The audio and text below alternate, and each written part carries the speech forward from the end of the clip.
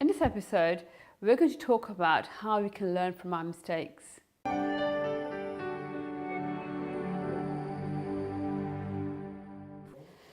So today I'm going to get really personal with you because actually my archetype is the healer, and I'm going to talk to you about the archetype of being a healer, but actually I'm not going to talk about myself, although it is my archetype.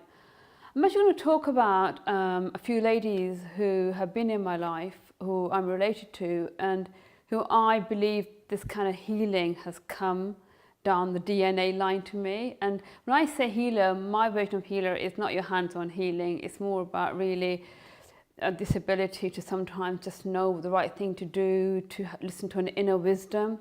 And it certainly comes from my mom and my grandmother. And my grandmother and my mum were both women who were illiterate, and they had had no formal education. And in fact, my mother, who sadly is no longer here, you know, she'd often say, "Oh, me, I'm just stupid, I'm not educated." And I'd say, Mom, you're really smart." And she'd often take that as an insult, that I was calling her a name she wasn't. But growing up around Mum, you know, she used to say to me, "Look, Salma, you know, wait until you're 40 and then come and tell me if what I'm saying to you is right."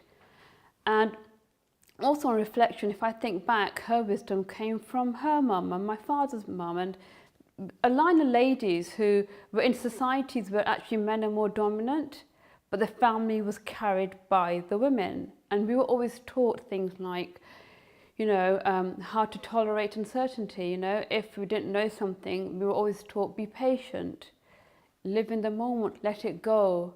Peace will come at a certain time, and don't get too caught up in the drama, you know. And those messages have always stayed with me when, you know, when there's chaos around me. I'm constantly looking out for the signs of what's happening and trying not to get caught up in the drama. We do sometimes, but you know, that kind of knowledge of, and also what my mother also taught me, and I didn't realise at the time, was that she was teaching me about intuition. She used to say to me, whenever you want to do something, always go by the first thought you have.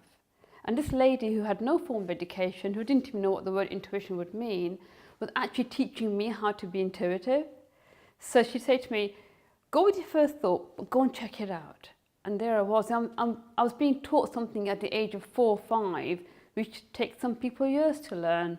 So can you imagine this, right? My mom was 7, my dad was 9, and overnight they lost their home. And they travelled overnight in 1947. It was immigration from India to what was then becoming Pakistan. And as children, they made that journey. My mom said that they used to hide during the daylight and walk at night to cross the border. Now it's quite interesting because I actually, as a child, never paid any attention or showed any interest in what happened to them. And it was only recently, you know, when there was a lot of information about it on TV and the media, that I rethought about what my family went through. And actually what it helped me understand was where this wisdom came from, because these people lost their home, went to a new country and started again, but they never talked really about the pain they went through. It was a case of, okay, well, we're alive, we're fine, the big picture is our families are still together. And as a family, we embodied the whole, you know, wisdom of, you know, seeing things as they are, you know, making decisions that are long-term decisions, which not necessarily the best decisions right now, but decisions that will serve us well in the future. So I guess what I'm trying to say is, you know, if you are having struggle, or if you feel stuck or confused, or, you know, feel you've made a mistake, just tap into your inner wisdom. You know, your inner wisdom is based on the knowledge of what you know today, your life experiences, the ability to tolerate not knowing the answer and uncertainty, always having a sense of optimism and hope, looking at things from a sense of proportion and the bigger picture of life. Okay, and there you go. So anyway, that's my nugget of story of where my wisdom comes from, and I'm very thankful to the ones who have gone past already.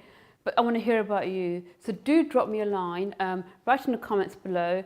What's your experience of wisdom? Where do you find your wisdom from? Are there any people who you have met in your life or influenced you who led you to where you are today?